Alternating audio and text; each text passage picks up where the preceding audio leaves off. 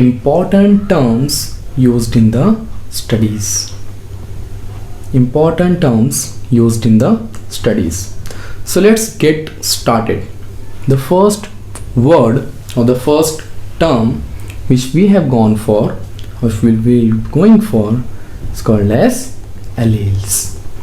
There's a word called as allele. Now, the basic thing which I have to start with, there are two forms of a gene, which maybe you do know. There are two forms of a gene, that is called as capital T and the small t. Capital T and the small t. So, capital T stands for the tall and the small t stands for the dwarf. Here they are saying about the allelomorph or the allele, that they are the alternative forms. I repeat, they are the alternative forms of the same gene, which means the gene which is characterizing about the height of the individual. The gene which is characterizing about the height of the individual. Now, either the individual is tall or the individual is dwarf, that is showing you only the height of the individual. If the individual is having capital T and the capital T in the genotype, it will be tall. But if the individual is having small t and the small t, it will be dwarf. So, different forms of a gene, you can note it down. Different forms of a gene is called as allele. Different form is called as allele. Now, the next one is called as locus, or what we call as location. Locus is nothing but just the portion or the region of the chromosome representing a single gene. So locus is nothing but the location of a single gene. I repeat, location of a single gene. As we all know that we have inherited, all the chromosomes are in the dual form. That one of the chromosome we have inherited from our father, whereas the other chromosome we have inherited is from the mother. So, the alleles of a gene are present on the same locus on the homologous chromosome.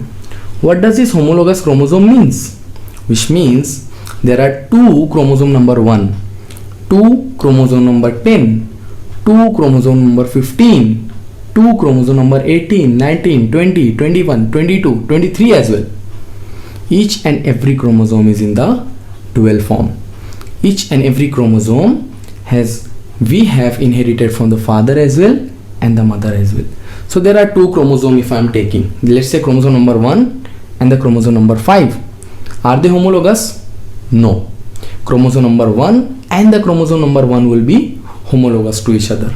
And both of them will be having exactly same genes, but may or may not be same alleles.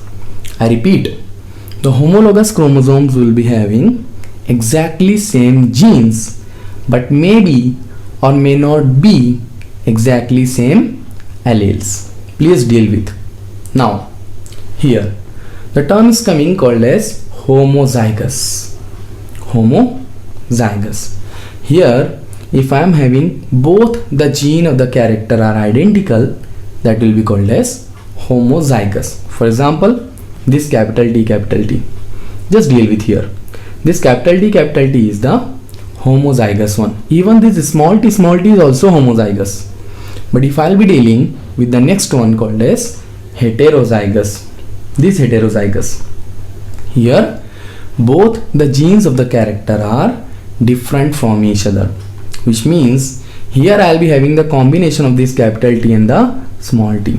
This capital T and the small t. I repeat, again I am drawing, I will be having the combination of this capital T and the small t. So, if I am having capital T or small t, both of them will be homozygous. But if I am having capital T and the small t, that will be the heterozygous, or what we call as the hybrid. We call it as the